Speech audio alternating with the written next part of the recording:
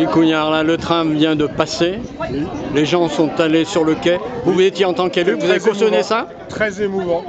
Et se dire que on n'est encore pas au bout de nos peines, mais qu'on est sur la bonne voie et que ouais, ce train tant attendu pour les Ardéchois et les Ardéchoises, enfin la région Occitanie vient de prouver qu'il est possible de circuler sur ces voies et de remettre des trains sur la rive droite.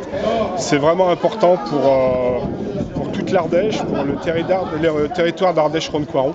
Donc nous sommes très contents, frustrés, mais c'était un moment émouvant quand même.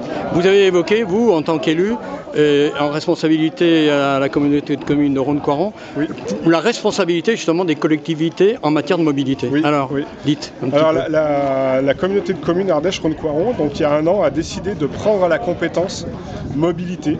Et donc cette compétence lui permet d'organiser tout type de déplacement sur le territoire. Donc nous étions tous les élus de la communauté de communes très motivés pour prendre cette compétence.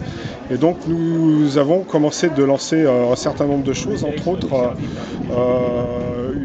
on a missionné un bureau d'études pour nous aider à imaginer les solutions de demain en termes de mobilité, aussi bien les mobilités douces, les transports à la demande, les transports en commun. Nous sommes en liaison avec Montélimar-Aglo, Privas, la communauté d'agglomération de Privas, pour voir ensemble comment mettre en place des lignes de transport régulières sur notre territoire qui en a bien besoin. On sent, et vous le sentez, vous en tant qu'élu, que ça correspond à un besoin de la population? Ça correspond à un besoin de la population.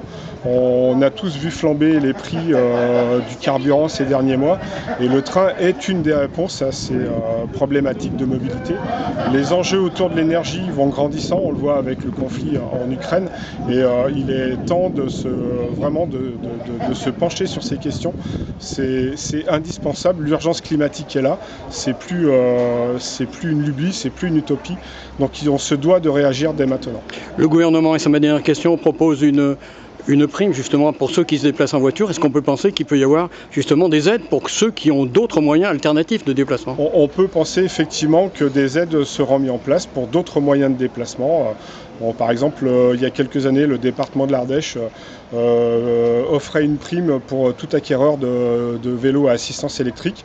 Il faut qu'on aille également dans cette voie-là pour inciter les gens à se déplacer différemment. Et peut-être l'aide à prendre le train, parce qu'aujourd'hui, le billet de train, ça reste cher. Complètement. Alors ça, c'est une problématique quand on voit que pour certains trajets, l'avion est moins cher que le train, c'est une aberration.